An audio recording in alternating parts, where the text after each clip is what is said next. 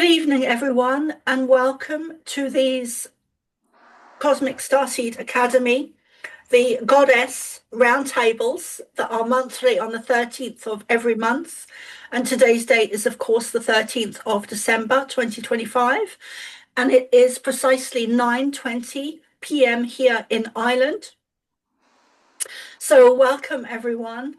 I am Soma Ara. And this evening, going around the circle, we have Susan Long from Divine Connections.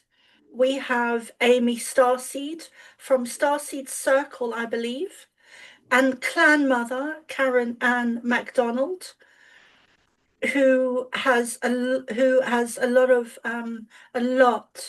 of medical information and also law information, and also the psychic information as well. So kind of the spiral there, which is interesting because I was doing a channeling earlier, and they were saying that and Susan, you might find this interesting, but they were saying that the Celtic spiral is, it may sound a bit strange to people, but if you look down on it, or if you look at it head on, it looks like the discoveries that were found recently beneath the Egypt pyramid are coils that had copper going around them.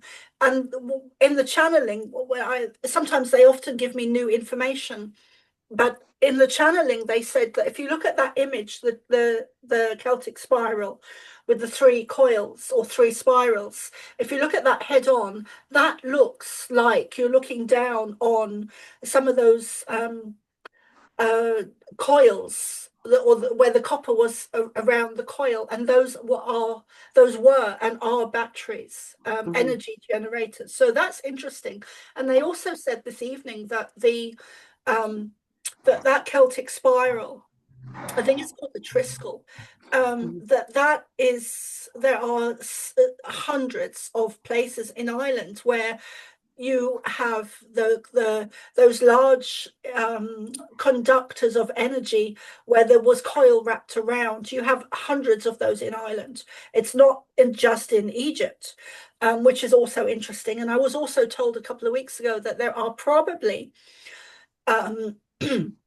pyramids in Ireland that are undiscovered and grown over with foliage or green things. And I was talking to this with my partner, who actually doesn't believe that, and he's also Irish. So anyway, would everyone, enough with my talking, would everyone like to please introduce yourself? You want me to go first? Yeah, please do, Susan. I'm the owner of Divine Connections. I'm a retired police officer and detective. I've been a psychic medium and remote viewer since I was a little kid, and I had natural healing abilities. And after I was a police officer, I went into the healing stuff. So now I'm a Reiki master. I do cranial sacrophacial therapy and past life regressions. I just keep expanding my catalog, because this is 15 years in now. And I would use a lot of my abilities to solve crimes, because for some reason I can see through people's eyes when I'm missing. I know it's really weird. But No, that's part of viewing. Yeah. Yeah, some of it I always thought it was embarrassing, because I get yelled at as a child for seeing stuff. So I always got yelled at staring at people. I was staring at them, reading them, and it was always the weird ones that I was watching. So I got told off for it because then the weird ones would be looking at me and looking at my family and coming over.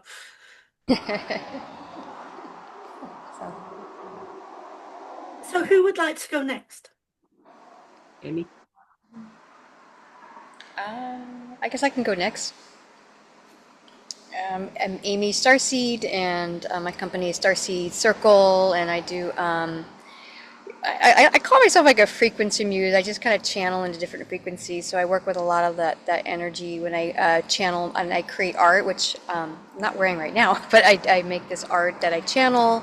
So I infuse the frequency into the art, which is it's crystals that I really work with and connect with most, and I just create little sculptures. And I think I have something here. Actually, I'm just gonna do like I'm in my other little room, so you can kind of see here like that.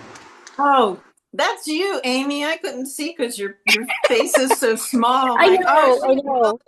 headdresses and crowns. Yeah, Oh, I do the headpieces. I'm not currently wearing one right now, but I just snapping that in there.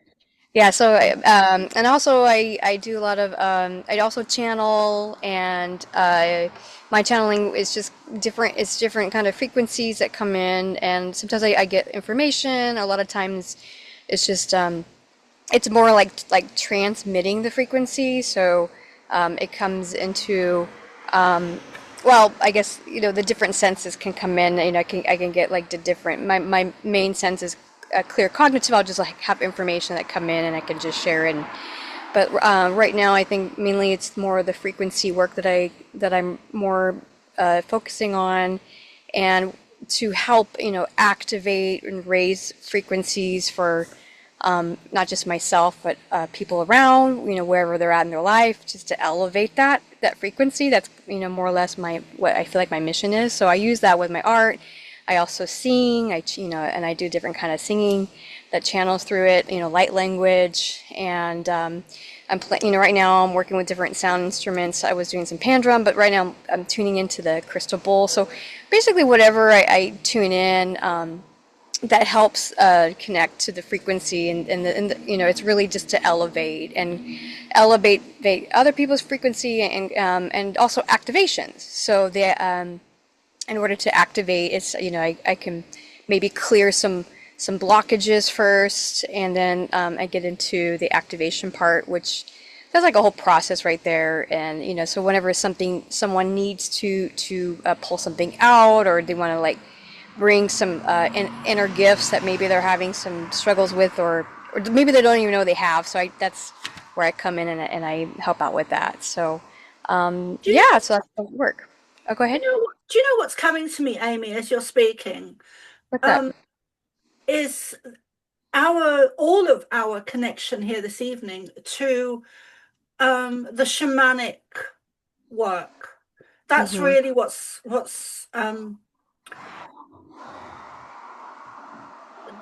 I always feel there's like an energy of similarity between people when they're on a podcast, and that's what I'm feeling ours is. It's more of the shamanic kind of in-depth or more stronger work, more in-depth work to do with the shamanic stuff and the ancient knowledge. And so anyway, that was coming to me. I'm sorry to interrupt you.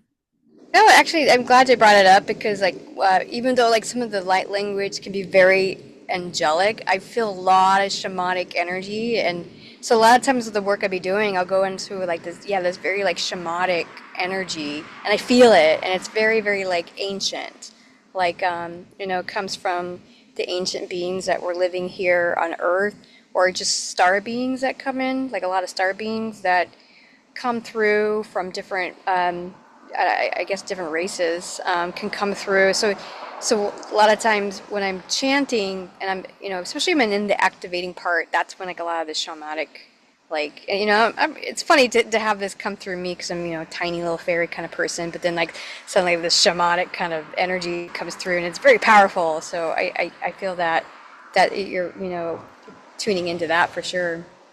Yeah, I think that there are people within the movement that look down on channeling and light language, and but which kind of pisses me off, to be honest. Yeah. But it's just where they're at, I guess. Yeah, I feel like when that happens, like in my own experience, when people get like triggered, they get triggered by it, because it's really about remembering this ancient part that they had repressed for so long, and they're like, whoa, whoa, they kind of like reject it. So it's like I get like two, maybe more than one reaction, but one reaction is either like inviting and welcoming, like yeah, oh yeah, I just, it's like very calming or just super activating. But I have had people who've had like rejection or even a complete shutdown because they're just in a place where they're like, okay, I don't want to receive that frequency. So it's hard to get mad at them when they're just like, they're just in a place where they're just like rejecting it, which is just rejecting parts of themselves, which is all about remembering who they are. Yes. And also, I've done a little bit of light language myself, and they keep saying that I'm going to be doing more, um, to the point of teaching it. But that I don't know if that's in my 70s or when that is.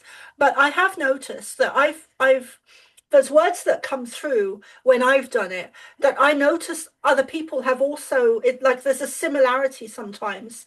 And I do wonder myself if that is actually an ancient language or one of an ancient language, that because I know language has really been manipulated and changed deliberately, and there are hundreds of words that have been taken out of the English language, deliberately to limit our understanding and energy. So I'm wondering if that is an ancient language that was used by perhaps the Native Americans way back in the beginning of their civilization or culture. But anyway, Karen, please introduce yourself. Thank you. I'm clan mother. I'm actually the 13th white bear clan mother. I have a background and it's Karen Ann Lusick McDonald. So there's that Tartarian Russian Anastasia sort of bloodline as well in me. So I'm quite well aware of doing the natural sort of shamanic medicine woman sort of thing. But I kind of actually was interior decorating for a long time and through relatives of mine. And then I went into actually nursing. So I've been nursing now basically 42 years already. So a lot of people don't know that, but I've got a neonatal intensive care background, but I've also got that sort of, protect the people sort of thing. So I was actually the nurse advocate for our union to protect the public against the medicine and protect those nurses for probably 15 years in advocacy. So then I went into what you call quantum integrative medicine. So I'm part of the international quantum universities that we have worldwide. And so we're kind of higher trained than a MD would be, or technically a naturopath. So we're kind of like a combination in there, and we've set up integrative medical things. So, I studied with Dr. Gary Young when I did essential oils, and, when we're trying to stop some of the injections, Dr. Len Horowitz, like 20, 30 years ago. If I want to talk about chocolates and spring water, I'd go hang out with David Avocado Wolf or something. So I opened up some of the first quantum medical centers. So we brought in from crystals to different kind of energy, so whether it was quantum touch, Reiki, matrix energetics, we went through the whole 9 yards, therapeutic touch. And to me, water is probably one of the most important things. And also as a clan mother, I live right here and I'm right across from the Valhalla Mountains, which are quite famous because that's the sort of Hopi Mayan prophecy rock here in the Sinaitic territory. Otherwise, people know as the de facto corporation of British Columbia right now. And Karen, what's, because I'm over in Ireland, what state is that? I'm not in a state, actually. The Sinaitic territory, as most people refer to, is British Columbia, Canada. So it would be, for the Americans, it's about 6 hours north of Washington, Spokane area. So we're kind of in a nice little nestled little valley here. And so, kind of the Rockies are on one side and the oceans are the other, like 10 hours away. So I'm really tucked into a nice little place. But the Sinaitic territory was one of the original sacred sites here. And we literally have got like the Hopi Mayan prophecy rocks. So we've got pyramids up here. And I'm actually looking at all the petroglyphs and hieroglyphics here. So it's been a sacred site, a gathering spot. It was a genetic spot, and for people that are in the, my lab or super soldier programs, it would be, I'm an hour north of the Q552 Nelson, British Columbia base that James Casbolt, James Rink, and Max Spears would talk about here. So a lot of them, the super soldiers, are trained up into the British Columbia base or the one by Calgary and Banff, those areas, Suffield. So I've been involved in that. And because I grew up in Saskatoon area, there was a second largest medicine wheel basically on the continent is there. And so I was a protector of that site as well. So I've worked with a lot of, and I'll say hereditary tribes, as opposed to people that have been co-opted as natives into the prisoner of war camps you call bands and reserves. So up here, I'm now involved with some of the hereditaries because they've, through UNDRIP, are trying to abscond and take the land away and move it from one corporation to the next. So most people don't realize that people that are in bands and reserves are government agents, and they're classified as inhabitants. They're not a sovereign. Those are not sovereign nations. They're not sovereign tribes, and they're not sovereign clans. And we trace things medically through something called the mitochondrial DNA. So there's actually a genetic blood lineage in there. And that's the same when you're doing shamanic work, right? So even when I'm doing medicine, what works for Rh positive, like I may be positive, won't work the same thing as for someone that's O negative. So if you've got, what are the other 51 or 52 blood types, they don't work the same as what our original bloods, could take, or what can react to as well. So that's kind of it. But really, I'm kind of into herbs, crystals, oils. I deal a lot with people like Sabrina Wallace and Tony Patoresco, people that are educating about the AI, transhumanism, the wide area body networks, the injection, that kind of thing. Wow, So Karen, very much in there. And you're going to see all the tuning forks. So what I'm trying to do is to teach things naturally. Essential oils, herbs, chemistry, as in getting your pH back. And I'm an inventor and developer and a pioneer in the field of what you call radionics or biofeedback.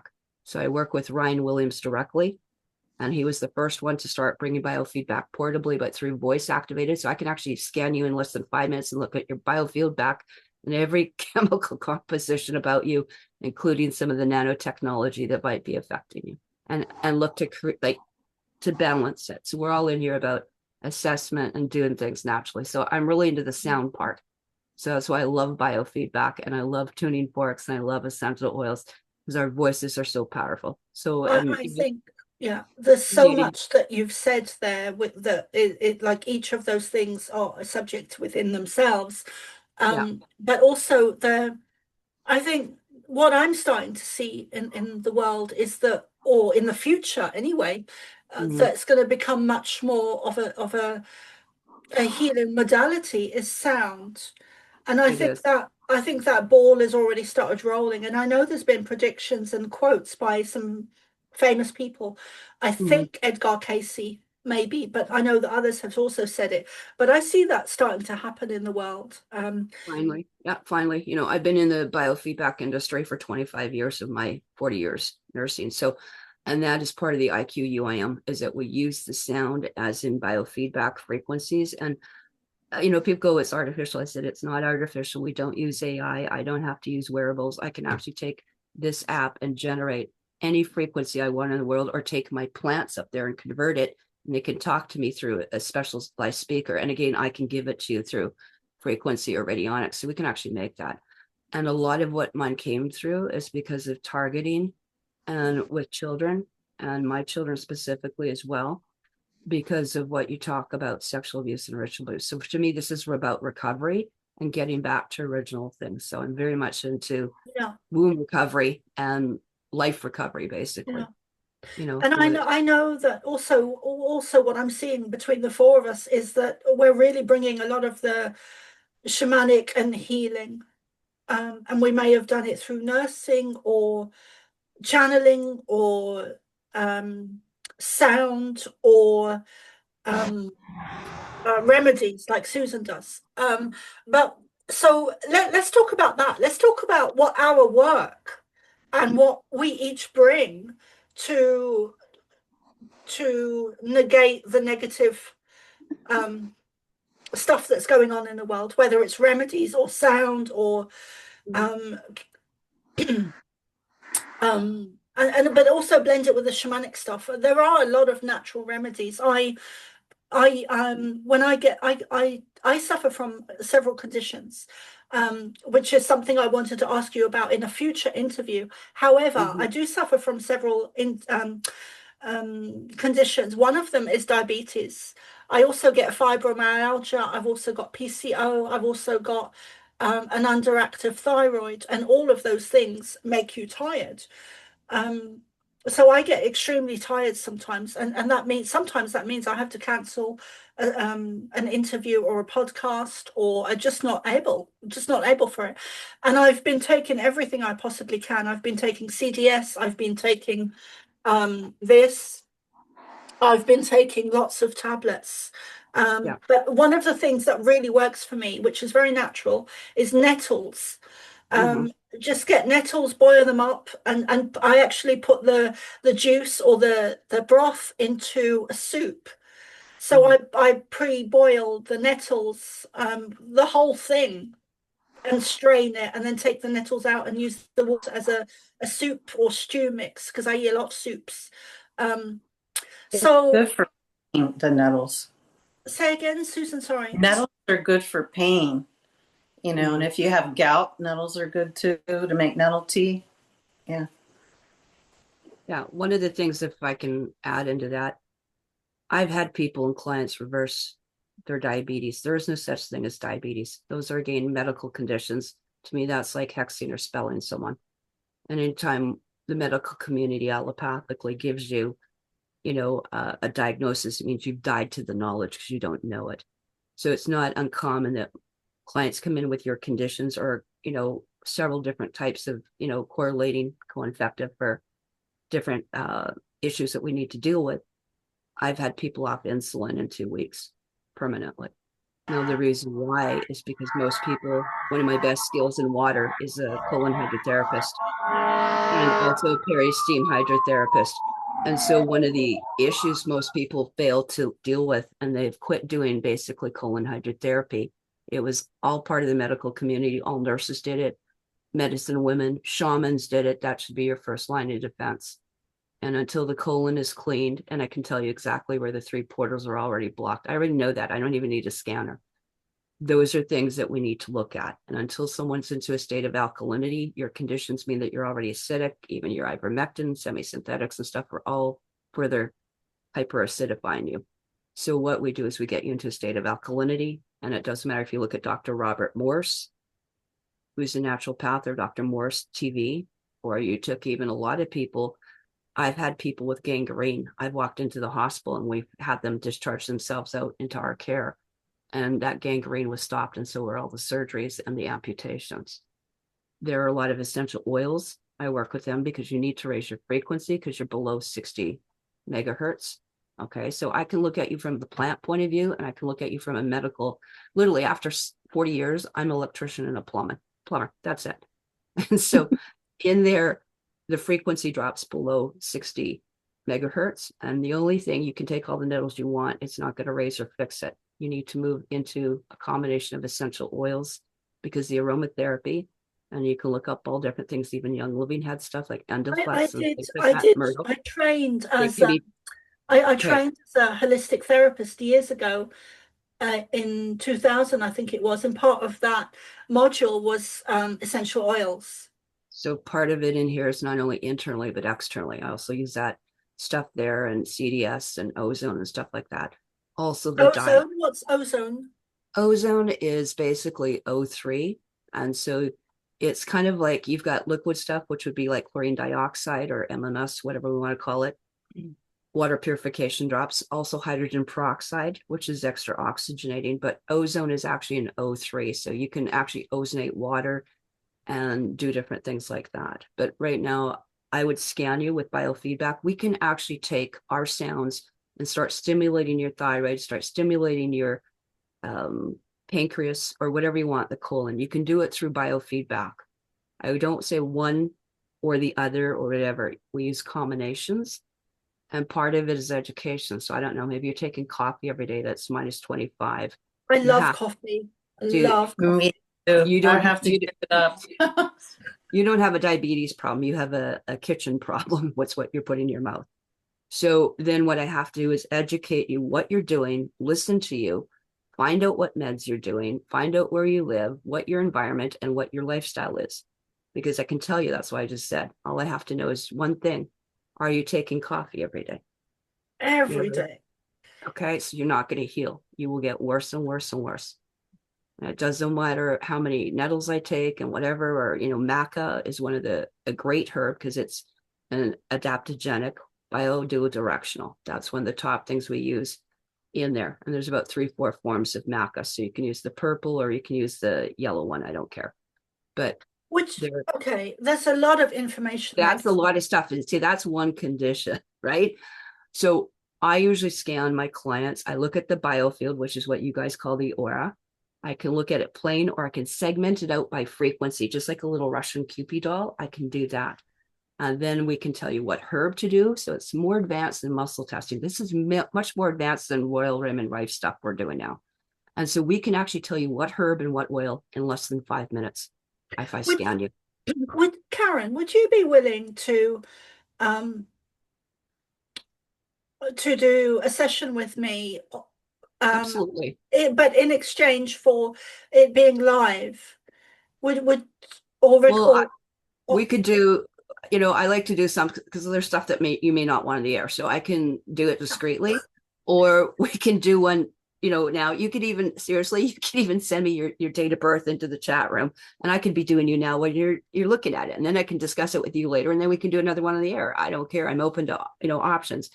And I don't have to do it as an exchange. I'm happy to do it for you as a gift. Okay. It's not a problem if you understand that. Thank you. I have no problem.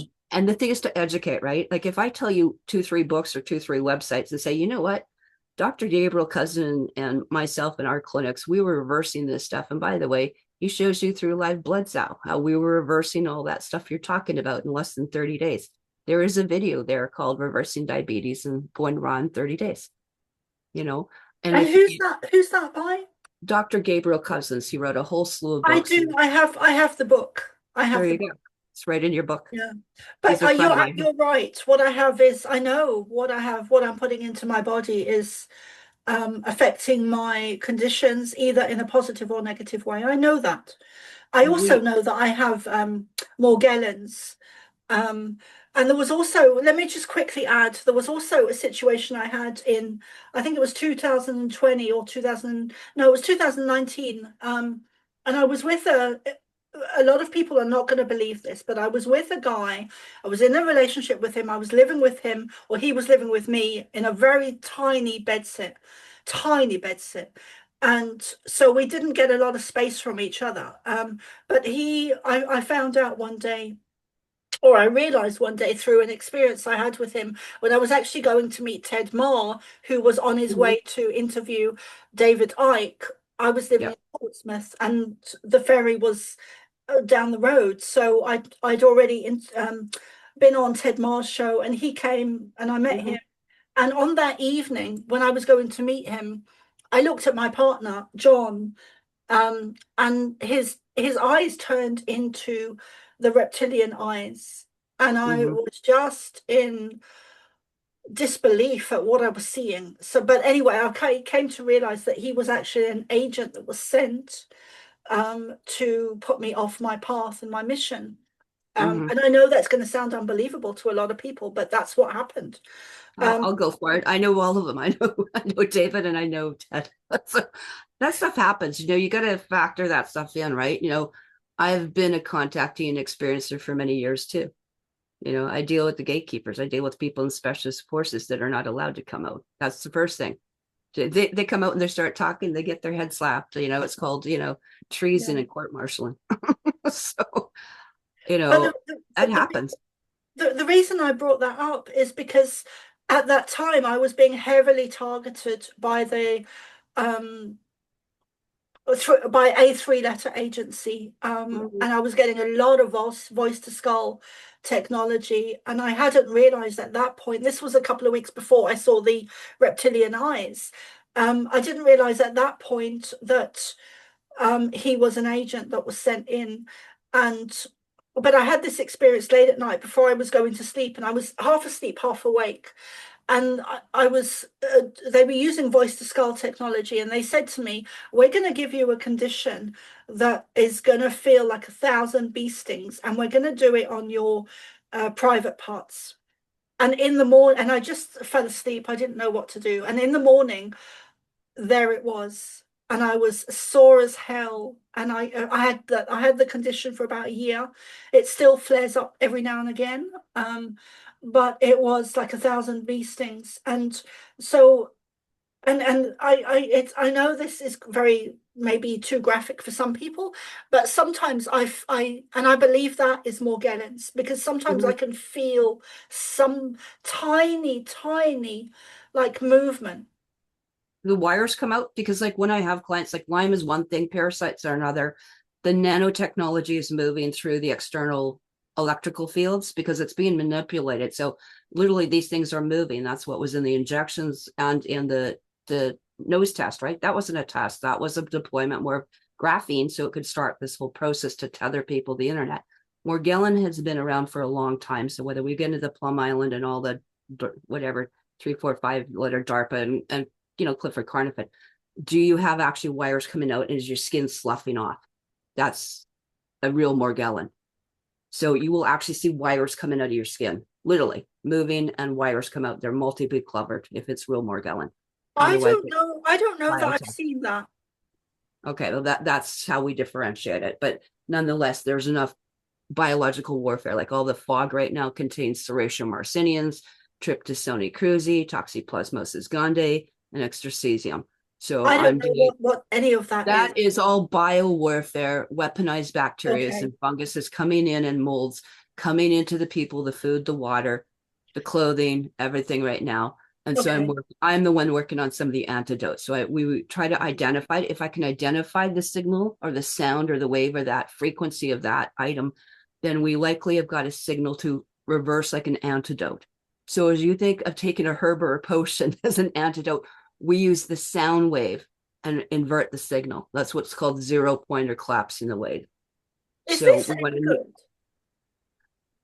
no. And I can get into why zeolite and all that is not to be used, because it's a builder, it's an aluminum base that's known to be an adductor. And so the people that work strictly in live blood cell trying to sell people all this stuff, I'm not going to get into a whole bunch of it, but nano silvers, those are zeta, micro, nano level in there, and it's called an inductor. And so what happens is it will induct to the stuff so they won't see it in the blood.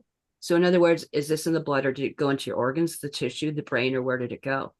You can, that's like people trying to test for parasites in the hospital. They go, no, people don't have parasites. We never find anything unless you have like some massive worm come out. And that's just simply not true, because in the biofilm where it's eating, it prefers to stay in that environment. So we have to change your environment so they don't want to stay there and keep breeding their millions of eggs, right? And the zeolites and the silvers are one of those things that do it, because they're an aluminum and silica based, and they're actually used in there. So this is something that we would look at. And then what are the parts per million? So it's not just about I'm taking zeolite, it's what dosage or parts per million you're taking to. And But this is nearby. yeah, so that there's other ways to do stuff. And like I said, that's not something we would put on, or many of us in the quantum fields would put you on. I know it's a buzz thing, and it's been a buzz thing. Like, it was like NDS drops, like, 20 years ago. It's not like we haven't gone through it. It's not like this stuff is new to us, in here, but we've had to modify because we're not in the same environment. We're not in the same terrain, and shamanically, that's what shamans were. It was shaman, Kamatic. It's a Russian word, by the way, or Kamatic. And those actually meant to get rid of the Khazarian mafia, by the way. That's what clan mothers were supposed to do, and clan women and tribal women. And, it was interesting. You mentioned about the Celtic spiral, right? And that, when you take it 3D, that's what a lot of what we're using, or you see in the Egyptians. They didn't just have a band of copper or brass or crystals. They used them like a tensor ring, or similar to electroculture is what we call it today, or slim spiraling stuff. But Tony Pantalleresco, who I work with, which is probably one of the best anti-nano guys out there, what we're showing is that we actually use those. And it's funny you bring with 3, because Tesla worked in 369, and it's the same thing when we do copper or jewelry. We work with 3 strands. You take one down the center, one clockwise and one anti-clockwise, to take that and neutralize and send back out that negative energy or those frequencies or radiation or 5G. Because if you just take copper, these things just sit here stagnant. Yeah. Hold on. There's so much information that you've just said. Do you have any, like, how do I like, do you have any books about everything that you're talking about? Is there something I can buy, or a PDF? No, it's in my head. And so I have Facebook groups, I have Telegram groups, I belong to different things. I've got probably about 3,000 interviews out there on all the mediums. I just put mine out there. A lot of stuff I'll say things and it's pulled off. You know, What is my your health website? center was under surveillance by every 3-letter agency for a long time for a reason, right? They tried to shut us down. Where is, okay, what is your website and where is your health center? Is it where you live? No one's allowed in this health center unless they clear you. Like seriously, you can't get in unless Okay. it's literally you can't. I've got to have certain things. No one, for example, injectors is allowed in here, or PCR or certain things, and you Well can be done. transmitting a carrying, right? So you're not allowed in here. Well So done. 90%, literally, I've had less than 12 people in 3 years in here, and we shut down the clinics to the public for a reason. So I do mine by telemedicine, which is basically what you call Zoom or virtual healing, right? So I've got a Facebook, which is Karen Ann McDonald. I think I know Susan and I are connected there, typing about CDS. But the other thing too is I have a group on there. It's called Karen Data Truth Group or something. You can get me also at clanmother13@gmail with a K. So those things, I'm on Telegram like anyone else. I'm on Twitter. I'm on X, you know, in all those things. I prefer to be guesting out than doing on my own. Like I said, I just put another one up and it wasn't even medical. I was talking about tuning forks yesterday and essential oils. And I used a bear, like how to demonstrate it, you know, and we talked about those things, you know. It's important that people know how to use some of this stuff. Like I said, a lot of the stuff they're revamping and developing. And like you said, a lot of people are taking these things like, you know, M-Blue, ivermectin, you know, carbon C's, whatever, these zeolites and you know, silvers and golds. Yeah. They actually are festering and making them up. Exactly. I've seen those. We call that the disco ball. So what it does in one environment, in 4G, in 5G, and 6G, or when they activate you at night with extra towers, a lot of this stuff will get activated at night while you're sleeping. So, you know, how it's working with the Schulman wave at this thing and the next day, and it all works differently.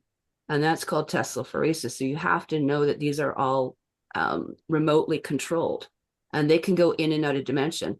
And you will see it on the microscope, and then it won't show up for a week or two. And then it comes, you know, flashing with lights and colors and looks like it's some like, you know, jukebox or something. So those are things that you need to be aware of. And that's why I take people that have, you know, things with a grain of salt, big grain of salts. That makes sense? Yeah, I think that I think originally a lot of things like this would have been quite good.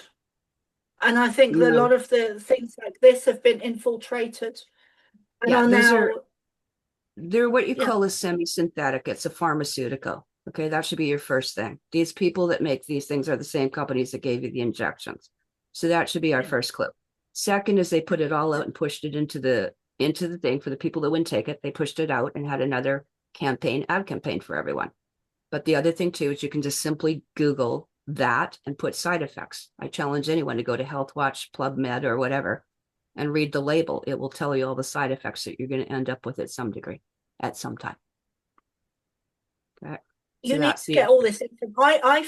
I feel you need to get all this information into a book or some type of. That's what Jessica said. She's been having dreams. Jessica Morocco at the ACIO, Peter Brigger. You need to do another thing, and it's beyond the Voynich manuscript. There's a movie made about me. It's called The Future Shift, by the way. I haven't had time to do my own. But this is stuff that's really important that needs to go to people. If you want something up your butt, I'm a colon hydrotherapist. I've seen thousands of butts.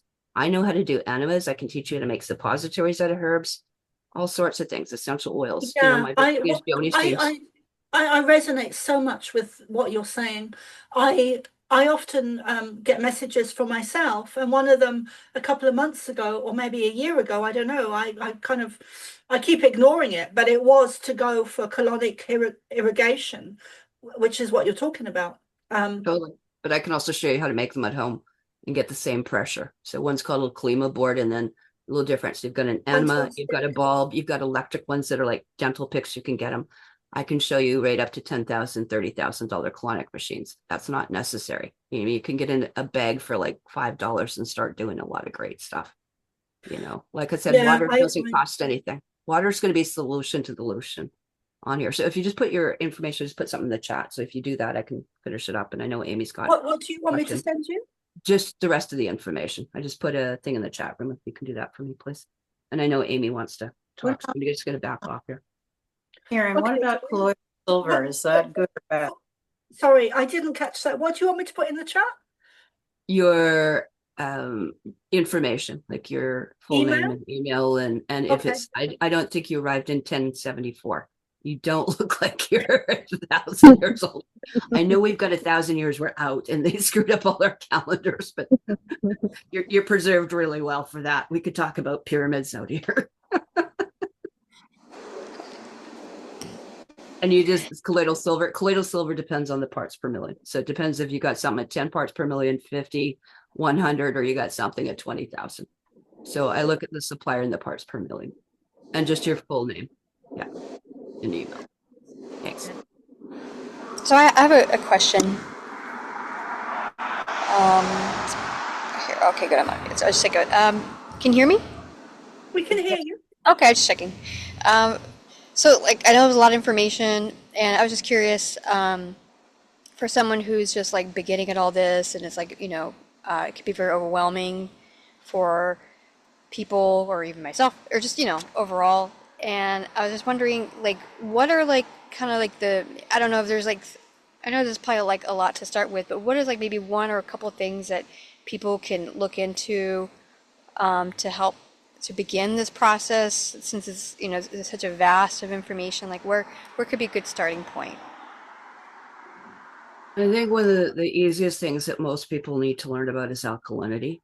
Like there's a chemistry where it's not that it's black and white, right? There's a degree, like colors, every color that you see in the chakras or in the rainbow or whatever you want to say, above and below those extra chakras, there's a color for, there's a mineral for. So if people start with pH and learn about alkalinity and more integral foods and learning how to eat clean, also reading the label is important. There's a big difference. You're having to go out wild forage stuff, or what you call therapeutic food, is one thing. That's class 1. Class 2 is organics. And every organic, I don't know if you know this, but every organic food in the store starts with the number 9 on its sticker. So most people are eating foods below that 8, 7, 6, 5, 4, 3. And those are some form of genetically vaccinated, contaminated food. So one is to I have to add to that I'm in Ireland, and Mhm. we don't often get labels on the food. The boxes do, so you have to go talk to the manager. I live in a tiny village. Like seriously, if I want to go out, I got to go half an hour away to get clean food. So I get that. And when you live in smaller areas or in areas where they're not as picky, you can go and they usually will have the sticker rate either right where they're selling it, or you can go ask the manager. Or I've gone in when I've been in rural communities and asked them, because they can order from the same. A lot of companies make an organic version and a dirty version. And unfortunately, most people see the dirty version. And so you can ask them to bring in clean versions for you. The other thing is to get to know local, and especially these days, get to know your local community and who the gardeners are versus your farmers. So to me, that's a great place to start. I'm really great about controlling your own food insecurity. So, everyone can go get therapeutic or organic seeds or heirloom seeds and start doing sprouting at home. You can do things like that. Knowing water. And Amy, I think one of the most important things is water. So I suggest people look at what the advantages are of using spring water that's got natural ormus and all 102 minerals in them. And they're devoid of like getting radiation. And so spring water is not the same as well or the same as creek. So findaspring.org was set up by a friend of mine, David Wolf and Daniel Vitalis. Water is the most important thing. You can only go with air for a few minutes, but water is critical. And until people can get into a state where they can start becoming breatharians and solarians, that's great. But in the interim, we need that. So there are people like, starting there. I like to look at, and I don't look at it as aromatherapy. I think liquid food is important. So getting a therapeutic, organic bunch of essential oils will raise the vibration quicker than any herb salad or, thing that we can grow out here. Most of the stuff is contaminated. It's been irradiated. It's been aerosolized. Like I said, and I've got all the stuff, these contaminants growing in your garden, and they're growing, but they're devoid of nutrients. And that's the problem, A question about So, the water. mhm. Can I ask? Sorry, I didn't mean to interrupt you. I was just curious because you mentioned spring.org to look for water, but I was curious, what were you, what about the water machines out there, like a Magic or, different things like that to make Yeah. alkaline water? How do you reflect on that? Magnetic is a large company, which most people know, obviously, is Kangen machines, right? Right. And your Luvox. See, I know the lingo. I've been around that long. I used to live with them, by the way. I was on the road with them.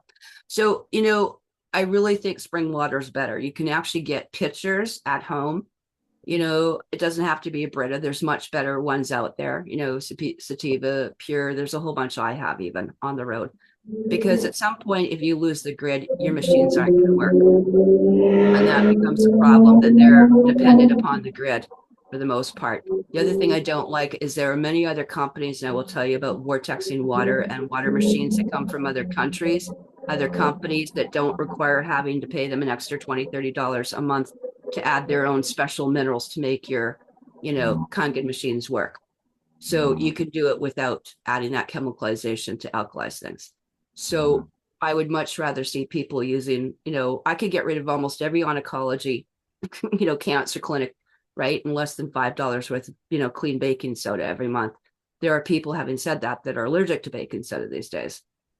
Okay. So like I said, you can get alfalfa plus 33 and stuff like that. There are so many things out there, but the water is important. You can vortex your own water. You can put it in Miron glass. You can put it in copper. You can do all sorts of things. You can add essential oils. I always added a couple drops of lemon essential oil or peppermint essential oil to my water. What about using like Always. natural lemon? Like I put lemon juice in my water quite a bit. Is that something that's helpful? It's helpful if it's organic. Like I said, a lot of people go do it and they'll use real Ramo or something like that you're just defeating the purpose. So in the spring water, you can actually add, even if you're putting lemon, I would suggest a drop of lemon essential oil at therapeutic grade, because at that grade, you can start chelating out heavy metals like the chlorine and all that crap. Okay, so oils are one of the best chelation agents I would use rather than actually what you showed me, like with zeolites. So essential oils are chelators. I could actually combine 3-4 oils and you'll be chelating out mercury and peeing it out in 24 hours. Dr. And, Gary Young was able to show that with the Juba cleanse. and Does are the there, sorry. so many questions. No, one last question, and I'll stop. Is doTERRA what you consider to be a good essential oil company, or would you recommend something else? Okay. Great I'm an question. aromatherapist. It's a great question. Oils are my passion. Half of this is oils. The other half is biofeedback and sound. Okay. And I can give you a link. I'll put it here for you and you can put it below later. And what happens is that there's a thing called the essential oil desk reference. There's pocket versions, there's stuff for animals and people. So I'm going to give you this version. Okay. All about raindrop oils and everything else in here.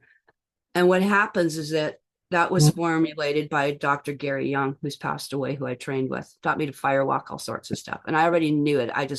Sorry, Karen, can you just hold that book up again? I'm going to get you the link. I'm going to give you it. This is the 8th edition. And there's a very big one here. I've got lots of them. This is the pocket version. But I'm going to give you in the link that you can put out for everyone. And what happens, and that's where I was teaching out of, that got banned yesterday on Facebook, because apparently this is medical information. He also wrote medical guides. Now in here, doTERRA, who is run by Justin, and Justin, if you're listening, I'd like my books back. Okay. I knew them when I was in Saskatoon. They went to give me a cruise. Okay. I was one of the top essential oil distributors 30 years ago. Okay. So it doesn't matter if it's Young Living doTERRA. I don't need all this information anymore. It's up here.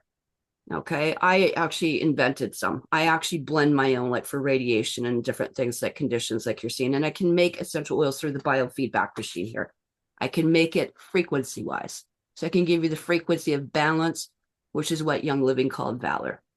Okay. So it became a knockoff off there.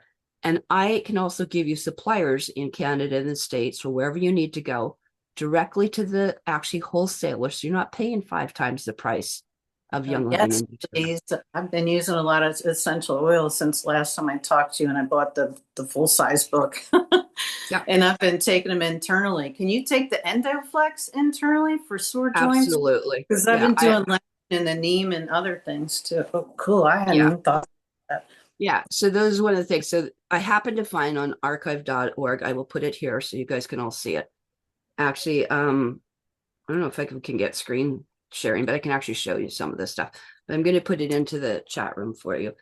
And I'm going to get you the essential, that's my other one here. And I'm going to get you what the desk reference is, because people need to have this information. And I have a lot of people that look at this and then they go and they buy the book like you did. You know, and look around, because I mean, there are people trying to really upgrade the price now. But in here, for example, you know, if you went to go look up your condition, I've got, you know, do I have Graves' disease? Do I have Hashimoto's disease? Do I have a thyroid issue? Do you have a colon issue? Do you have a parasite issue? Everything is in that book. And like I said, I would say, you know, if you want to get some essential oils, I use Key Aroma Shop up here. I use Navessence. I deal with these people. I know them. I work with Essential Aura on the island, you know, down the States, New Directions. You know, if I'm dealing with turpentine, I call up Diamond G. Okay. So like I said, I know most of the owners over the years because they're feeding me. An essential oil supplier is not aromatherapy. It's literally concentrated food. And so you darn right, I know every gardener that feeds me and have a direct relation. I am actually using things to protect some of those fields, by the way, for Young Living worldwide. Okay, because it's that important. Let me ask you, Karen, because you've very high energy. You've obviously very high IQ, and you've got a wealth of knowledge. Was there a time in your life when you didn't have so much energy? Because you're radiating energy, you know. Well, thank you for that. Is there a time when you know, we all go through, I think, crises. I've had back surgery, you know, which they botched, which they got when I was nursing, which took me out of the nursing field, by the way.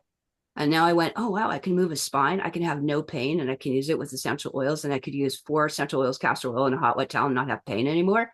Yeah, for sure. I mean, I think that's a depletion of energy. I've gone to someone, you know, that shed on me, if that's the term, but we call it contact vaccinosis, right? Because you're getting acute radiation every time you're near them. You are getting spiked and radiated. You literally get radiation. And I've gone, you know, bleeding. I had someone come up behind me, and I'm very careful. I wear tamers all the time. I wear certain, we'll just say, devices when I go out into the public, always. And even now I'm starting to wear them 24/7 or for the room. What is a tamer, and what kind of devices? Oh, and what do you think of this one? That's exact. I can't see that one in here. I'd have to go look it up here. Is that a scanner one? Is that a frequency scanner one, or is that an air? Yes. Okay. AHA Halo. AHA. Yeah, that's what I thought it was, the Halo. I prefer to use the other ones myself, and I'm going to go, give me 30 seconds. I'm going to bring some here so you can see it. Or if you let me screen share, I can show you that. How do I do that? You have to give privileges when I ask to share chat, whatever. Under share, if I went, yeah, I have to send you a request in there. But they're wearable air tamers. And so basically what we do, you can get little ones for the room, or you can think of it like an air filter, but this is a portable air filter that blows ozone and negative ions around you. And because it's electrified, like when I put it up to me, it's like a little baby taser, but it's constantly blowing clean air. You can get neck ones. And so we don't need masks. So what it does is it's cleaning about a 3-foot bubble around us up here. And if someone was injected and they go to shed, because the shedding is nano computer stuff, it's cyber, right? It's an interface. It's like little baby computer metal parts. It's kind of like it will help disengage some of that. So, but even with that, I've had someone come up and go touch me, and I lost my hearing for a day. So have I been low energy? Yes, of course. You know, if they decide, my ears are ringing all the time, I can hear their stupid towers, and I can hear when they're like, you know, hi, are you down there? Testing to see if you're there. You know, I'm aware of all that stuff. I have it, but you do the best that you can. And, you know, anytime we've been under emotional stress, you know, my children we were all like heavily targeted, you know, because of the system and the trafficking and what we're exposing. And of course, I know what it's like to be under stress. You know, I wouldn't wish that on anyone, which is why, you know, my whole thing is about child protection right now, and, you know, land and water recovery for all the original tribes. I guess what I'm really asking you is, was there one, two, or three, or even four products that you used to regain your energy? I guess that's Oils, really what I'm asking. baking soda, oils, right? And learning about education about food. So whether you talk about Dr. Robert Morse, Kara Brotman's brilliant, anyone that knows about raw foods, everything I learned about foods came from the raw food community. Whether you, I don't even use the word vegan but plant-based. So things like that. Dr. Gabriel Cousins was, all those things I have in here. David Wolf had a part of it. Eating for Beauty. There's, a big difference. It's what you are what you put in and what you absorb into your system, right? And most people are putting such toxic stuff in. We have to, at this point, supplement because the grounds and everything is nutrient depleted. So the other thing too was spring water was a big thing for me. And then Richard Bartlett, like mind is the matter. You have to be able to do that. So whether we Sabrina calls it piloerection, but whether we call it Tai Chi, martial arts, whatever, is getting the energy and a bit clearing the field. And everyone's doing a lot of this new piloerection and block shunt shield and ideas, but not necessarily with the right terminology. And they're not cleaning out their biofield. And the last thing I want to do is gather more energy into my system when it's been polluted from people you've been mixing with. So I have a thing about cleaning the field first and then doing energy. Yeah. Learning this piloerection, or what we call frisson, is basically getting every hair to stand up. And the other time I get it to always do is when I put essential oils on the back, I'll feel the tingling on here. And that's putting your shield up again. That's like, what do you want to call it? Your armor, your shield, your macabre, call it whatever we want. That to me is the most important thing. And again, being connected to nature. I don't live in a city. I'd be dead in a city. I can't handle it. I can barely handle it here in a village with 500 people at a lake remotely in the mountains, right? Because they put a couple towers up and now I'm going to move to a no cell phone service area, right? I can still have the internet. I can still talk to people when I want to, but we're going to have to, they're going to have to learn to disengage from all the tech stuff, right? And my tech stuff can work off grid, by the way. So my apps that I work with biofeedback are not Wi-Fi dependent. I'm not grid dependent. So I've two questions for you, and then I really would like to hear from Susan as well, and more from Amy as well. But I have two questions for you, Karen. And I'm very much looking forward to doing a lot more with all of you individually. So I don't know where there's a spring near here, but I do have this little stream. Is that any good? Can you repeat that? I'm not quite following you. What do you mean? So I have a stream of water near here. Okay. I don't have a spring, but I have a stream of water that comes down that looks pretty cleanish. I wouldn't touch it. And the reason why is you don't know what's on the ground and what's contaminated. Okay. So a lot of anything that's surface, people confuse what a spring is. So a spring, artesian spring, comes up under pressure and through all the filtration of the earth and is actually radiation proof, right? Because you got anything that hits the surface is toxic. So you don't know what's on the surface, but maybe you've got, if you can find the source of to where that is, or like I said, go to findaspring.org. It's got a map worldwide. I could go to Ireland and probably find you a bunch now. There's usually stuff within an hour or two, or like in these areas, a lot of people, if in eco communities and stuff, usually where eco communities are, they tend to know where the water is. And like I said, if that's all I had and the grid went down, and there's a whole bunch of stuff going with pole shifts right now. And that's why I'm looking at safer zones and getting people in sustainability that are not going to be dependent. That's where I'm focusing right now. And how, to get people educated. Like I said, we just lost someone in our community and half the community poisoned that individual because it doesn't matter what the intent is what you know, and then what you experience. Someone says, where's the third party? I said, I don't need a third party.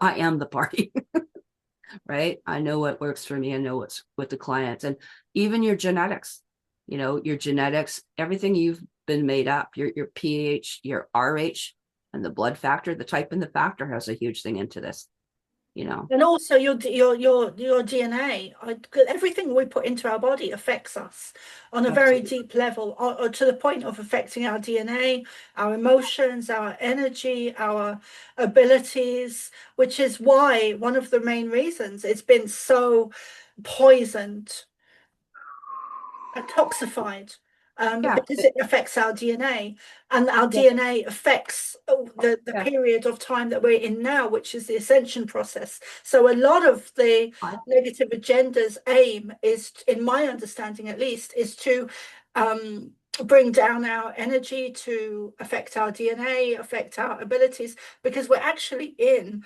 an evolutionary period of moving into a crystalline human being, and everything that the negative agenda is doing is to negate our moving up into a higher dimension. So I'll leave it there, and I would really, I'm so glad to connect in with you this evening, with all of you, and very much looking forward to doing more with all of you. And please, I'd also like to hear from more from Susan and Amy.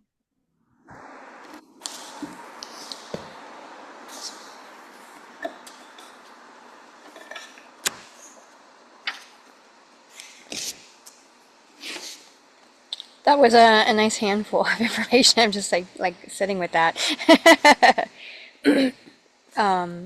I just like to maybe add I live in Los Angeles, which is pretty dense. I moved to Northridge, which is about as far as I can go right now.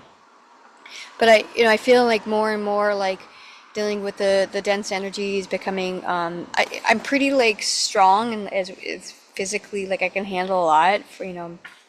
But I do feel like it's it's up and down, and it's been harder and harder to stay in the city frequencies. And I just feeling this need to go out, I don't know, just go somewhere where it's less dense, like in just living in nature, but yeah, also just feeling this connection to wanting to be around people, because I mean, part of what I do is I work with a lot of people, so it's like finding that balance. And so really my point is that so I do what I can to work with, I don't have all the knowledge of all this, but I work with just frequency, and I sometimes it's overwhelming with all that knowledge, and so I often will connect to to my guides or frequency. And I think since I've been doing the channeling, and the channeling has come to me stronger, since COVID, of course, that's when it really started to get activated. And I noticed that more and more when I am 222, sorry, I'm just saying, that's the number that's when I see 222, that's a number sequence I saw right now. So anyway, just point it out. But so working with the channeling and the frequency has that alone has elevated me to make things more sustainable. And even with all the density and and especially right now, cosmically, there's a lot going on. I can really feel it. It won't go into all that. Oh, sorry, car went by. And so finding ways to tune in, and allowing myself to feel, so I think with using the sound frequencies or the chanting or taking that time to elevate myself and tune into a different channel or a different frequency has been, I think Carrie mentioned a lot about using sound frequency, and that's something that came naturally to me, and I think it's very one of the most I guess potent things I work with. That and breath work, those two combinations, when I'm just releasing the energy and breathing, and of course movement. I have ways of moving my body where I can release the energy. But just sound itself, it's really, in LA, there's a lot here that's kind of nice. There's a lot of sound healing, and I facilitate sound healings, and I just give myself my own sound healing. Sometimes I just be in my own space channeling and singing. And I think that one thing I've learned is one of the most strongest or efficient sound healing tools that I found was my own voice. And sometimes it's the sound of my voice is the highest, especially when I'm in my channeling state, and which actually reminded me to do this. But and so sometimes I will also go into the water, and I haven't. So I'll take a bath, and I'll just merge myself into the water. And I have a filtered water too. I have actually a Magic Kangen filter, so it's pretty good.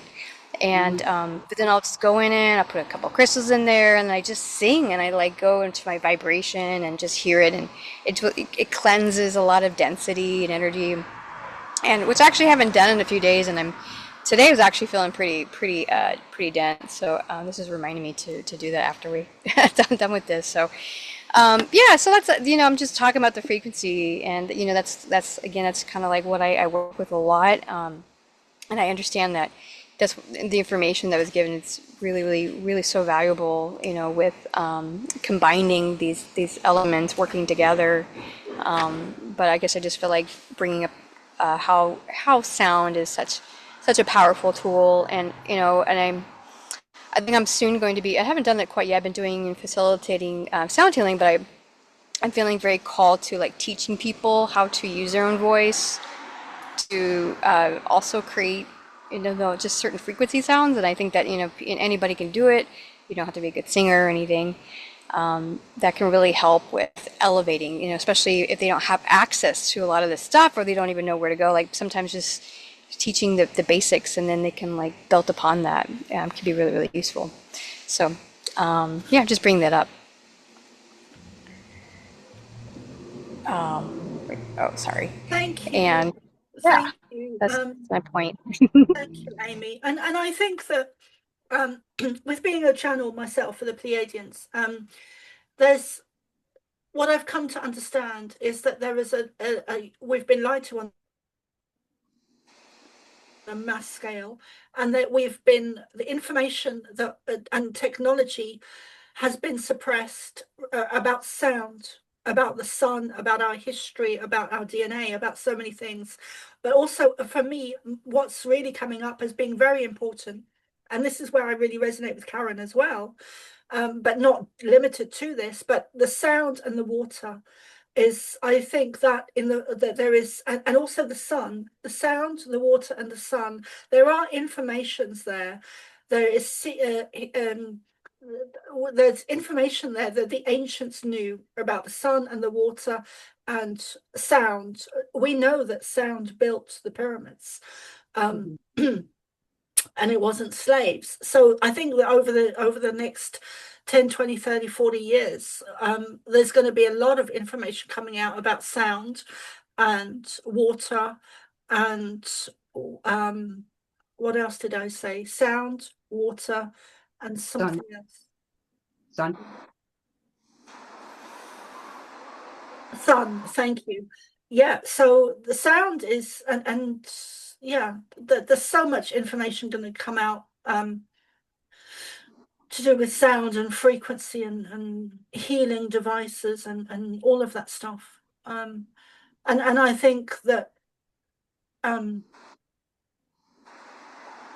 I think those that are working in the sound, like you're doing with the sound bowls and sound frequencies, will be getting the information first. I think there'll be downloads of streams of information or light coming in that contains codes and information regarding sound, because you're already working in that field. So I just wanted to add that, Yeah, absolutely. And I've had many visions about the sound. I've seen it. Actually, when I would go into my deep meditation, I seen like back in like Atlantean times or even Egyptian times when they were using water in crystals and like different kind of materials, probably like copper, I think. That's what I see a lot. And then they're chanting and singing, but also just working with different sound frequencies, and that's actually what the Atlanteans did do. They were able to like dissolve entire cities just through sound vibration, and it became like a very powerful weapon. But like I think that you can go into the science of all that, which I won't. But like things are put together through sounds, nothing solid. Kind of similar when a high frequency sound can break a glass. It could break something. It could also like put something together or keep it together.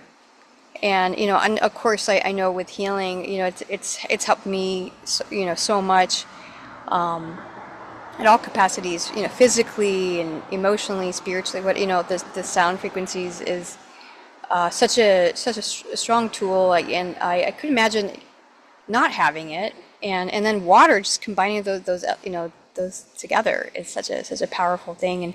And I work with a lot of crystals, and I think crystals kind of was the first medium I was really working with. I was always just naturally, years and years ago, attracted with crystals, and I didn't understand the whole science behind it at the time, but I was just this natural pull. And I also realized when working with crystal energy and sound frequencies, and then we're mostly water, 70, I don't, whatever the percentage is. I keep hearing different percentages, but and so a lot of times, so we're in the water and we're working with the crystals, is like everything just kind of like merges together, like the barriers, and with sound frequencies, just that's what I see in the water, like how, because even now there seems to be like a barrier, or if you're in a regular sound healing, you still receive the frequencies, but you take the water element and in the vibrate, everything just dissolves, and it penetrates in a more of a profound way. So I think that people are starting to catch that. It's so interesting because I've done a couple of sound healing, and I've seen people and you see this now where people are putting like floating, what do you call it? Not air mattresses. Oh my gosh, they're just basically floating on top of the water, and like it basically looks like an air mattress that's floating in the water. And I went to one, and it was like, it's just funny because I think people understand that there is a connection with the sound and the water, and then they're trying to put that together, but they're not quite getting it. And it's become more like a gimmick than anything, because you're not really receiving the benefits in the water, but you see it all over. And it's like become popular, so they're getting close to understanding that technology, and it's about, and and I haven't really done it yet, but I even I have this vision of doing it, and I haven't quite put it together, but like I have like an underwater speaker, like a professional one, that it could put in a pool, and I can get people in the water. We can do the sound healing and hook it up into the water, and they would receive the benefits from it. And it would be what you're saying is really important. As a child, I would have a lot of visions of Egypt, beneath the pyramids. I would be seeing vast areas underneath the pyramids of water, and water and sound and symbols, and anyway, go on. Sorry. No, it's okay. Yeah, and so I think that people are, like I said, it's something that people have this connection with, and then or just people just love being in the water, or in the ocean water. There's a natural sense about that, like going in the water, and then and I think there's some experiences that people have had. Like I think there's these floating takes that people have been in, where they're in the Epsom salt, they basically float, and they do have speakers in the water, and that's very, very very healing. That's not actually how I learned it, but I think that if there's I love to see somehow connecting those ancient technologies and in a constructive way, using water. It has to be like a certain kind of water too. Water with chlorine and all that's not going to be so good. Ideally, it would be like mineral waters, like in a hot springs, I think, and then body temperature would be the ideal way of handling this. And then having sound healing in the underwater speaker, and you get some people in there, and that would be such a powerful thing to experience. I was just going to add to that.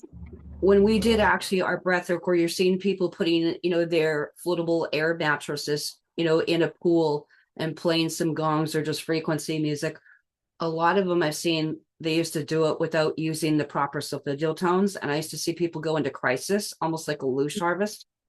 When we did it, and the reason I am where I am here, because I was going to create a clinic that used the geothermal water. In the mountains, you have the minerals. That's why I'm at the top glacial lake.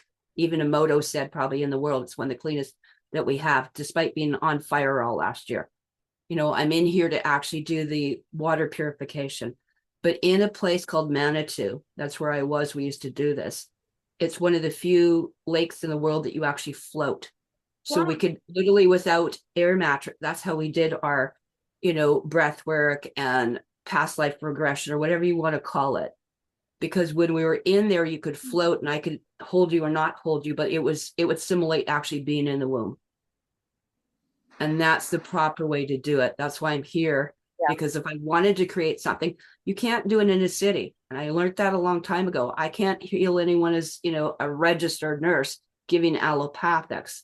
That's an oxymoron. You're also working for the very people that you say that you're not going to. So there's a great little movie. It's called, Field of Dreams. Create it or build it and they will come. Right? It's not about quantity. It's the quality of who comes in here. No. Okay. And you can't heal anyone else. It's like, in a crisis situation, you have to put the oxygen on yourself. Right? Mm-hmm. And you're only at a certain level. You may be just above some of the people, but you're not to the level that people have reached their full potential. And you can heal a lot more people coming up here. And it's kind of like Greg Braden says, right? It's not the 100th monthly effect, because that's been debunked. But once you get a certain percentage, the more of us that get up to there. And let me tell you, the healers like Anastasia and the Radiant Theater of Russia, we're not in the cities. Okay? We can't deal with it. Because you're not healing yourself. Which is one of the reasons why we're in the cities. Because you're killing yourselves. And you know what? You got to heal yourself first. You're going to put the oxygen mask on first. You're going to go down with the ship. Just when this came in with the ostriches, and I don't need to go anywhere. You don't go into the leper colony to heal the lepers and think you're not going to come out with some form of leprosy. Doesn't happen, right? This is a whole different thing, what we're doing that we did years ago. And I think that's a really great point you made about the water and the quality of the water and the type of the water. But we only have a few places in the world like that. And we need to live here. The reason I live here is because I got all the negative ions around me. I have one of the second Tesla generators in the world, 20 minutes away, because I don't care what happens. Niagara Falls will run, and so will my water creeks, right? Nowhere else. But, you got to have backup plans, kind of like camping. You have to be able to do it first, right? And learn off the grid. And part of the thing is being self-sufficient as women and going it back into not charging. Okay, there's legalese to people when they do charging and for hire. I'm not a prostitute for hire, by the way. People always go, what do you charge? I don't. What happens in here too is the original laws were gifting. And then as you think, barter. Okay, so everything's going to be changing if we're trying to get to that thing. I went cashless for 5-6 years, period. No bank account, no ATMs, didn't hold a dollar bill with Queen's hat on it. Okay, I learned really quickly what was important and what's not. And I'm still here. I can tell you, you can live without cash and ATMs and banks and even Bitcoin, right?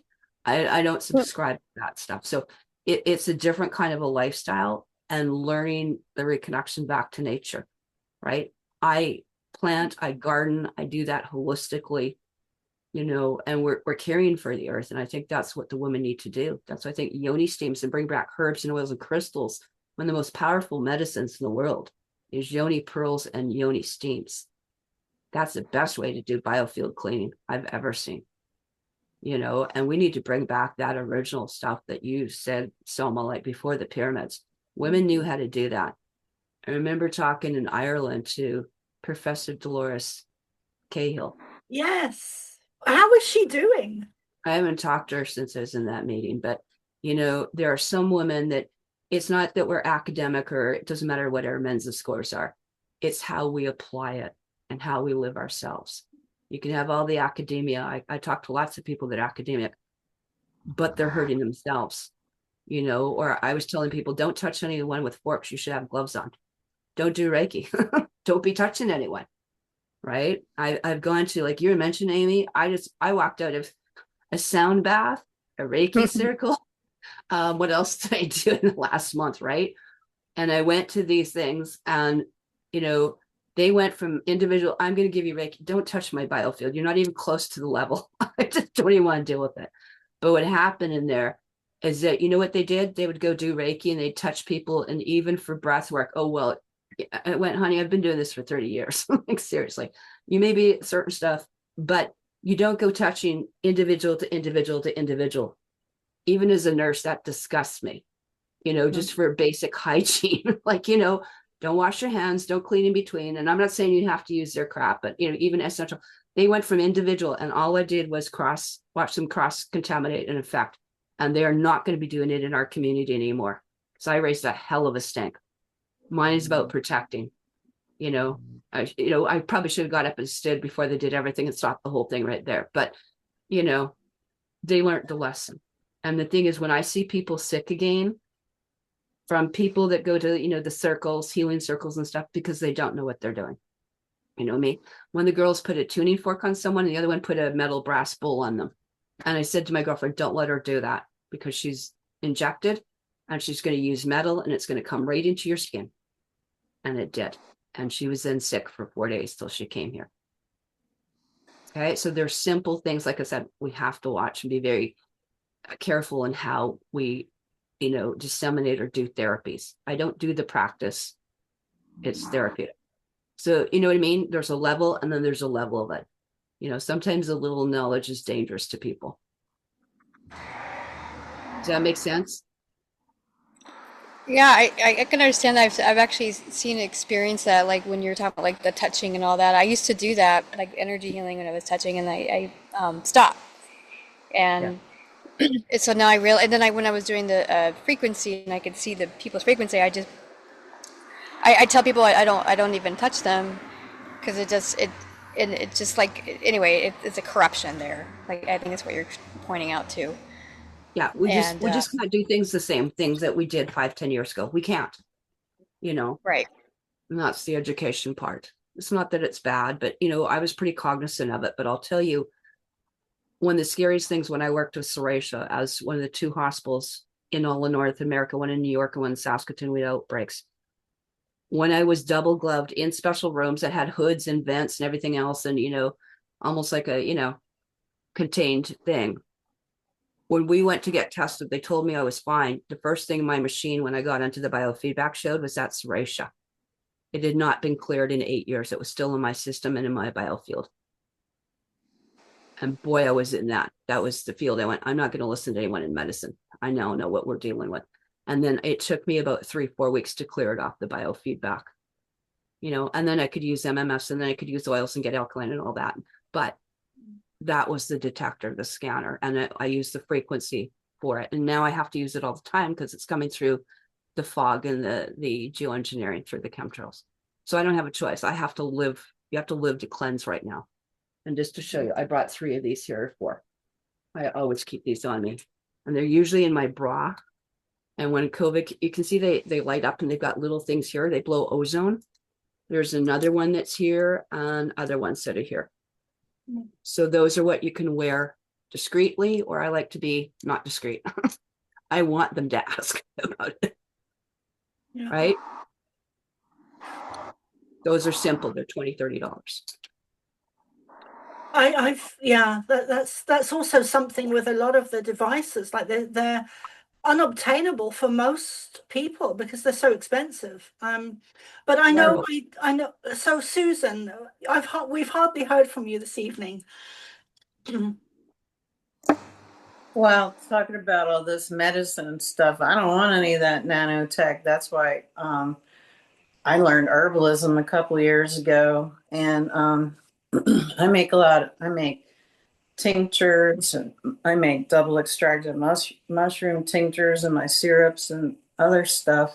And then I do a lot of the baths too, like Amy does, but I'm a Pisces and I'm landlocked. And I moved from one state that had a high breast cancer rate into Iowa, which has crazy cancer rates. I think they surpassed Iowa with all the pesticides. And I know that they can test now and tell the farmers what pesticide it is that's killing them, because they all show up in the blood work. Yeah, and that's scary that I'm actually having clients telling me this.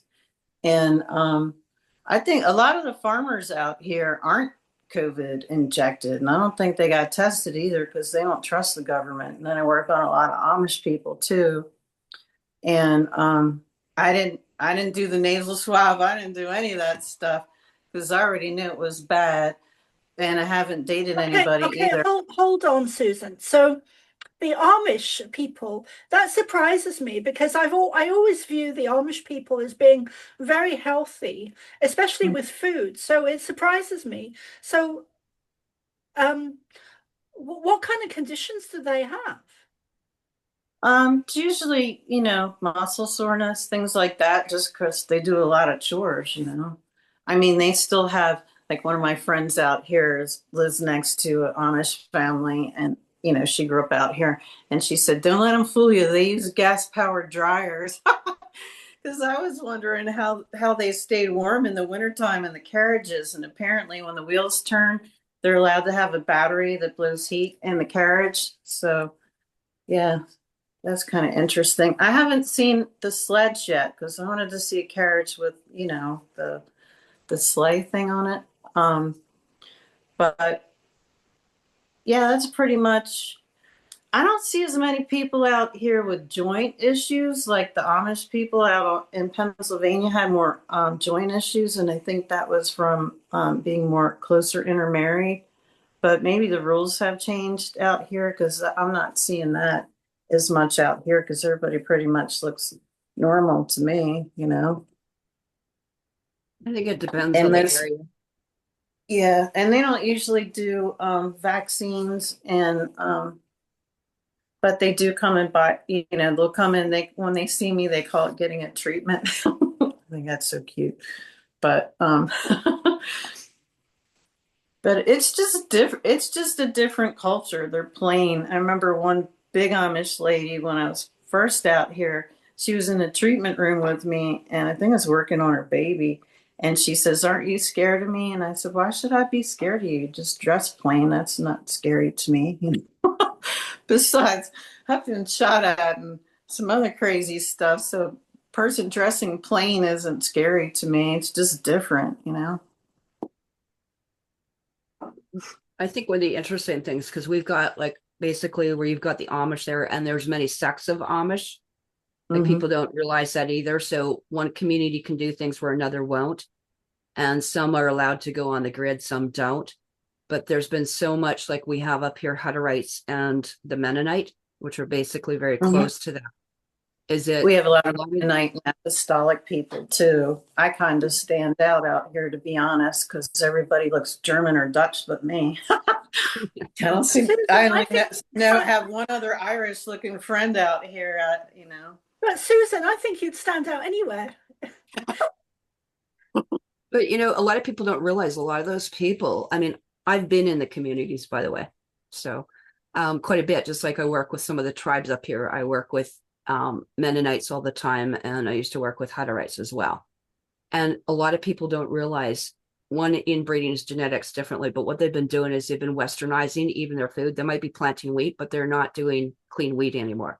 So they've got just as much Monsanto and just as much joint pain and arthritis and cancer that we're seeing. Plus, they have their own conditions. So in neonatal, we used to see a lot of different conditions because of the inbreeding, like, Klein-Sasser disease and stuff like that. The babies don't usually last between 2 and 3, 4 weeks, which is an awful thing to see. But I mean, we're seeing the same thing in all communities because they don't know their blood type. And there's some blood types you're not even supposed to sleep with people that have other blood types. So we have it within our own. And we have people inbreeding our own, which is why we have as many, I think, ridiculous zombies these days, or whatever you want to call them. But the other thing, too, is you have people that are intercoursing with contraindicated blood types. So we see it both ways. And it's really interesting. So to be on a colony in there, when you realize some can do it, some don't, but they don't have clean. Like I've got one of the 12 tribes down the road here, and I've gone there and I can't eat anything because none of it's organic.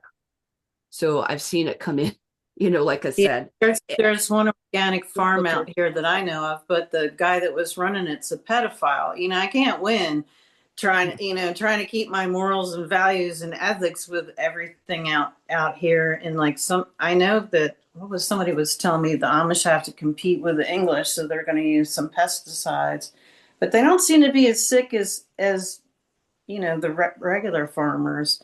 I haven't seen Amish people with cancer, gallstones, but nobody with cancer yet. But a lot of the white farmers have cancer. Well, the towers get in. I mean, you still got to, main towers, they can go hundreds and whatever, but the first 30 miles of a tower. But for the most part, a lot of them do not have the amount of Wi-Fi. They're not having the computers, they're not having the cell phones. So they're not having those direct energy, smart, militarized weapons on them, which is, I think, some of the greatest things in there. But they're putting towers right next to them now, or their neighbors have got towers. But, I mean, it's just amazing. I mean, but you look at the tenacity of what they've done. I mean, I'm so grateful for what they did in the Carolinas and stuff in Tennessee with the floods that they released on those people. They were building entire like towns and villages within weeks where you couldn't get any government thing to help in there. So between, thank gosh, the vets and, the Cajun Navy Cajun and stuff, but it was the, basically the Amish that went in and saved a lot of those communities because they still had the skills. They can still work with a hammer. They can still work with a nail. They can still put a house together. They put 12 cabins together in less than a week, and gave, like that's the kind of stuff we need to go back to. We're missing those integral skills, but the infiltration has gone, unfortunately that way, I see.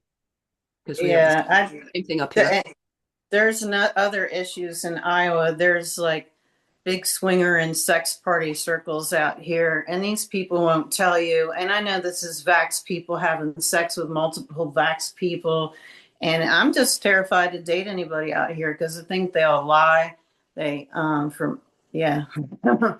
I don't want anything to do with these people. And the thing is, it goes through the hospitals out here. These sex parties, like I'll be a hospital. I don't even want to go to that hospital or the hospitals out here because these people all, in front of each other. And that in my mind is so sick. And I don't want those people touching me. So I will stay home unless I have arterial bleeding because I don't want any of these sex party people touching me. Yeah. It's just gross. It's like you don't even know who you're with and you're getting all this stuff in your aura, and it's just so disgusting to me.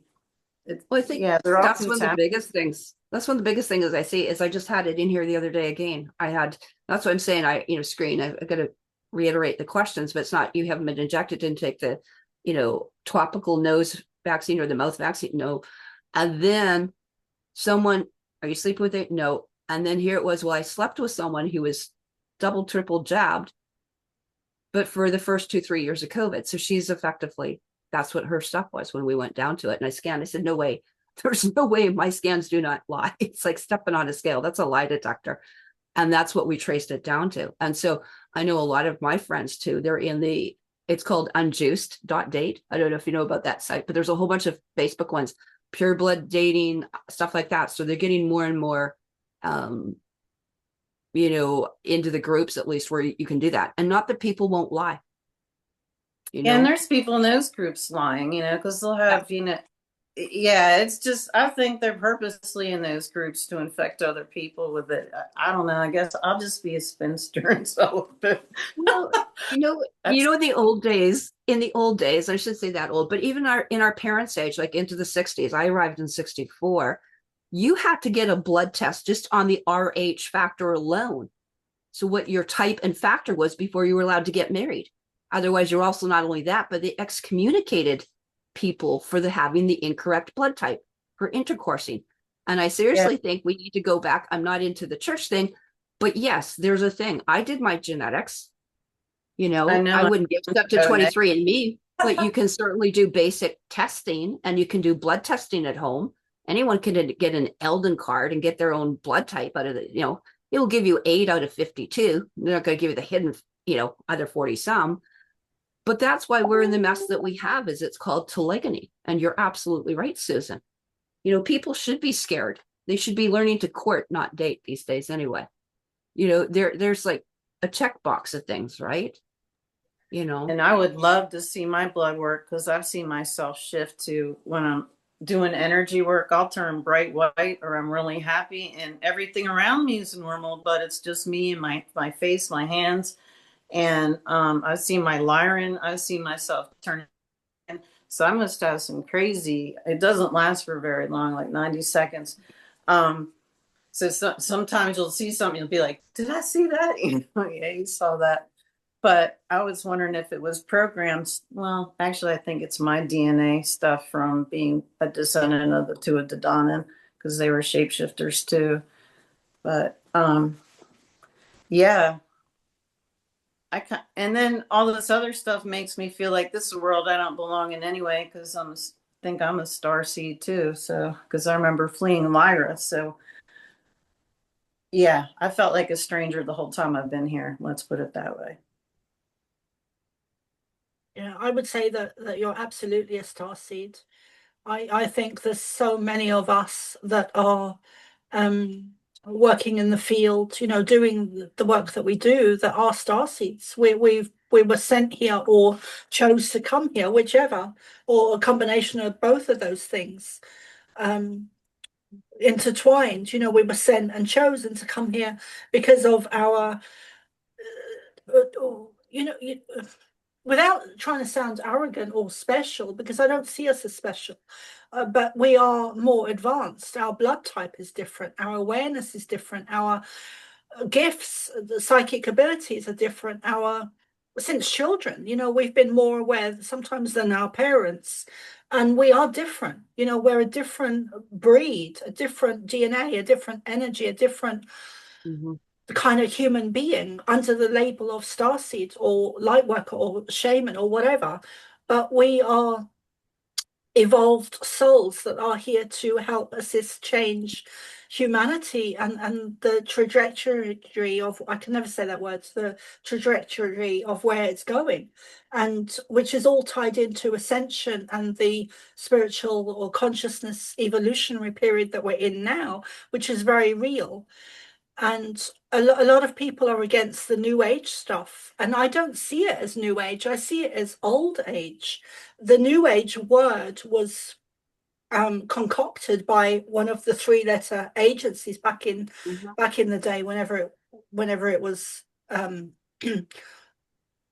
created as a negative connotation. But a lot of the new age stuff is it's ancient wisdom. It's not new age BS. So anyway, we're almost been 2 hours. It's been so uplifting to talk to have all of you here and talk to all of you. Please, will you share your websites, and also please do send me the links to your website, and I'll put it in the description boxes. And also for everyone listening in the future now, please do come and subscribe to my Substack.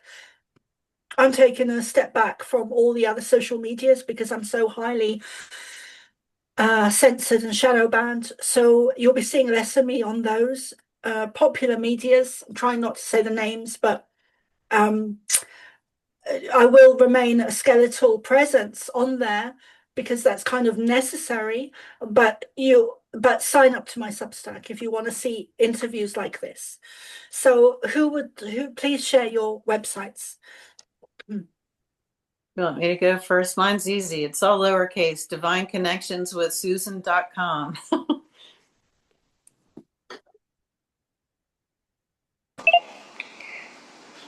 I just shared it here. Mine's just very simple. Everything's Starseed Circle, so you can find me on all my socials, starseedcircle.com, all my Instagram, Facebook, and TikTok. And I can be reached at Karen Ann McDonald on Facebook, and that's also Twitter, Telegram, MeWe, Discord, and all that fun stuff as well. And then I also have a YouTube and a Rumble, Odyssey, and I think BitChute, but I usually do more the YouTube and Rumble.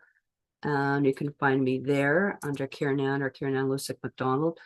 A favorite email for a Gmail is clanmother13 @gmail.com, and that clan is with a KLAN. It's not CLAN. Otherwise, she has to. So there's a clan mother 13 with a C. So then Linda has to send me all my email. But those will be happy. And by the way, that's your aura right now, just to let you know. So I am working on that to clean out all the dense energy and all the stuff. Mine? Yeah. Okay. And so you can see all the stuff that would be those diagnoses or what's going on. So I have a couple different things I'm trying to fix right now. And you can see it's very washed out. So those lower colors, like the brown, the yellows, or whatever, those are like your chakras. So those would be the infections and the parasites or low grade stuff that's, taxing the energy there. So right now I'm actually playing with you and sending you frequencies, whether you hear them or not. They've been going here for about 20 minutes. So it's actually, this is running on you. So whether That's you hear it or not. interesting. That's interesting. So I'm actually scanning and it's doing your actual, like we're going through acupressure. So I'm actually checking all your acupuncture and blocked stuff right now too. So you'll be getting your herbs and your oils and your mac and your eucalyptus and your lemongrass and your whatever as well, energetically. And then I can make remedies. That's the other thing too, is I make remedies and we can even make them through the airwaves. So, or we can mail them out to people too. So there we go. That's actually working. There it is. That's what it's doing to you right now. Wow. Thank you so much, Karen. Yeah. You'll notice a difference in the next day or so. Yeah. Yeah. I definitely feel a surge of energy, which is I find really interesting. And yeah, I find that really interesting. So I know that some of you sent me the links in the chat, but I never see the chat after when I leave this meeting. I never see the chat. So please send it, copy and paste it into my Facebook messages somewhere. The group? Okay. Yeah, please, love. Thank you. And it's been such great information from all of you this evening for everyone that's listening in the future. And I very much look forward to connecting more and doing more of these and getting more information out to people. So thank you so much, guys. It's 11:01 here now, PM in Ireland.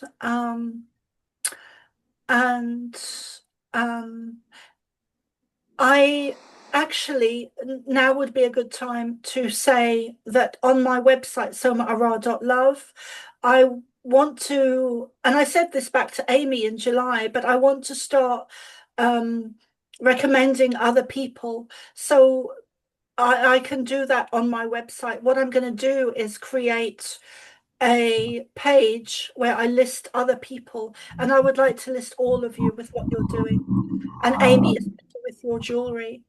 So please, I'll send those websites to me, and I will get that done this week. And if you want to send any pictures or anything, that would be great as well. Maybe a little bio, and I'll put all of you up on my website this week. Okay, Thank you. Thanks. Yeah. Thank you for your invitation. Yeah. Okay, guys, thank you so much. Really, thank you. It's been really uplifting for me this evening.